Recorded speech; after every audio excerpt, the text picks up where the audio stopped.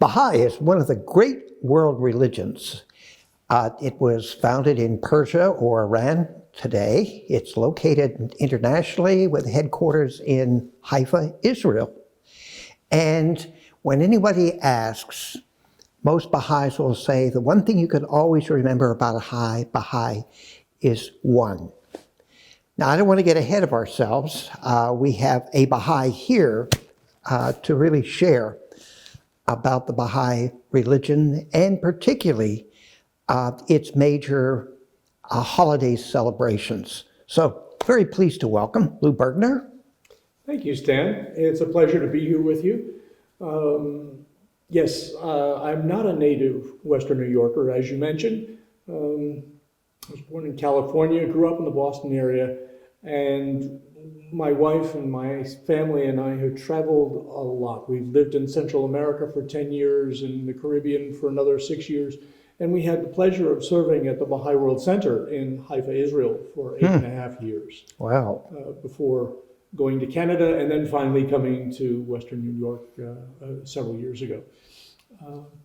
And very quick, it was because of barbershop quartets, I believe, is why you ended up in Western New York. Yes, as a matter of fact, it's kind of a funny story. We were living in Canada and we thought that it was time to move, and I thought, gee, I'd like to move someplace close to where I can sing with a good chorus. And there's a wonderful chorus, a world championship chorus in Toronto, and I still sing with them when I can travel. Well, we wanted to talk a little bit about Baha'i faith. And that, so why don't you start taking us down that road? A little of the history, where it is today, and what are the primary principles? Wonderful, thank you. You mentioned that the Baha'i faith was founded in Iran, Persia back in those days, and its birth was in 1844. As a matter of fact, next month we'll be celebrating the anniversary of the declaration of the Bab, which is the beginning of the Baha'i calendar. The Bab claimed to be the return of messengers of the past and came basically to foretell the coming of Baha'u'llah, another messenger of God. Baha'u'llah's title means the glory of God.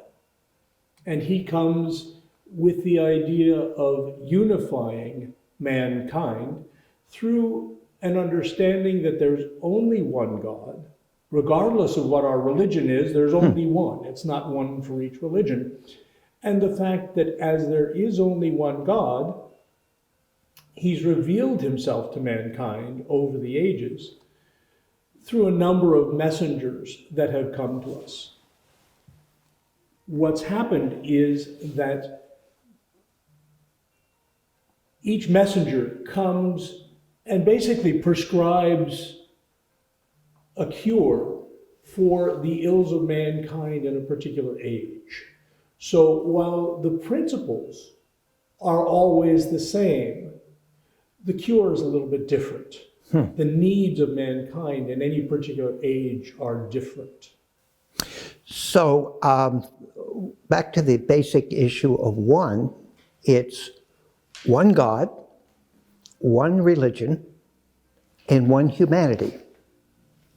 That makes it really simple. Now, there are a number of other teachings that support that. Sure. The elimination of all types of prejudice, whether it's race, gender, education, nationality, the need for a universal education for all people, the need to have a universal language. Wouldn't it be nice to be able to travel anywhere in the world and speak with anyone, even if it is a second language? Well, Lou, it's been great to do this basic introduction, but you're going to be joined by someone you know quite well, who is going to talk about the Baha'i holy days, which are occurring, and particularly how they're celebrated around the world and here in Western New York. So we look forward to that conversation. Wonderful, thank you. I brought my wife along with me today, Lorna. We have raised a family of 4 children, internationally. They've traveled all around the world with us.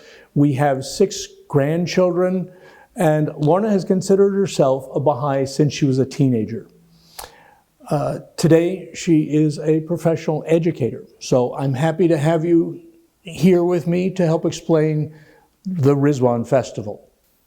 Thanks, Lou.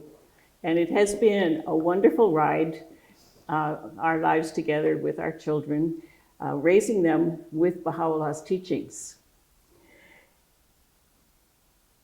I'd like to add just a few words to what you were saying earlier about Baha'u'llah and his teachings, because I think that what the world needs today is a unifying vision of what we can become to fulfill our true purpose in life, to understand what it is, and to be able to work together to build a better future for all of us.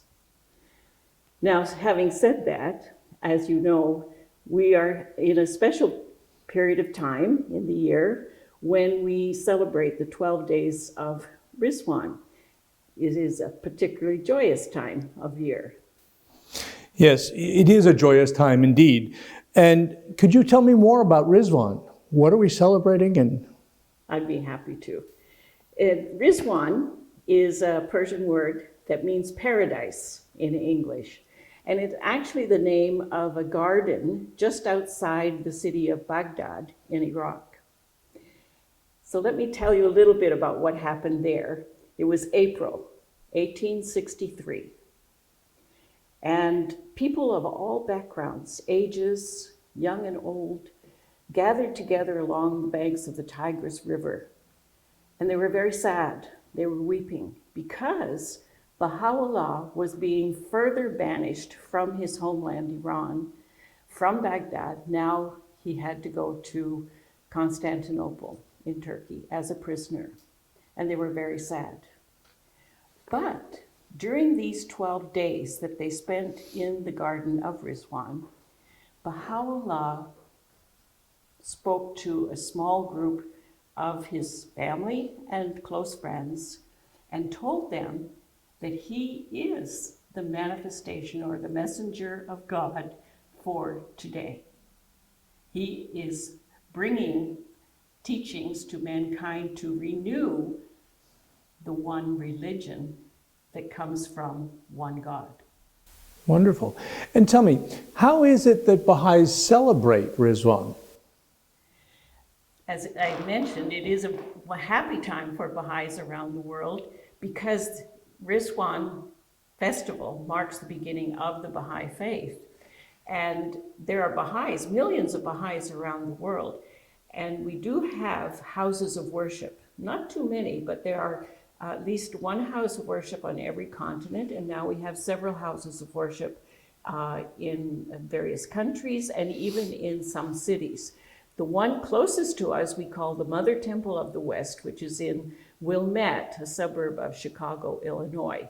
And so a lot of our Holy Day celebrations can be held there, where we invite people of all backgrounds. Doesn't matter who you are, where you're born, what language you speak, what religion you say you have, or no religion at all. All are welcome. These temples have 9 sides and 9 doors, which symbolize the unity of mankind and the unity of religion. Wonderful. And are there Baha'is, other Baha'is in Western New York? And could you tell us how they're celebrating Rivdan this year? Well, as everybody knows, we're all impacted by the pandemic. And I mentioned that we can get together and celebrate as a group, but more often than not these days we're online. But in the same way, we enjoy our fellowship and the love that we feel for each other. And again, our meetings are always open to everybody, even the ones online. When we do come together, maybe we can get together in someone's back garden or in a park for a picnic, or sometimes in a restaurant if we're inviting bigger crowds. But more often than not, our meetings, our gatherings are small gatherings in each other's homes, or as I mentioned, online these days. So we're looking forward to getting back together face to face, just like everyone else is these days. Yes, we are. So our holy days often consist of prayers, music, or other artistic presentations. When we can, we socialize and share food together. They're always happy times. So I also want to mention that Baha'is love getting together with their family, with their friends, with their neighbors, co-workers. All are welcome. And we have regular meetings as well. So we don't just wait for the holy days to get together. Any excuse will do. We have regular classes for young children. We have a junior youth spiritual empowerment program with regular gatherings for the youth and junior youth. And we have classes for adults to study the teachings of Baha'u'llah. Wonderful. And if there were anything else that you could say in closing about the Baha'is, what would that be? I think I'd just like to emphasize this idea of oneness, the fact that there's only one God, and that all of the teachings that come to us are from that one God. And the great teachers of the world, we know them by name, Christ, Muhammad, Buddha, Moses, Zoroaster, and now the Bab and Baha'u'llah. It's like one big book with many chapters that we're learning from. Good. Thank you for joining me, and thank you, Stan.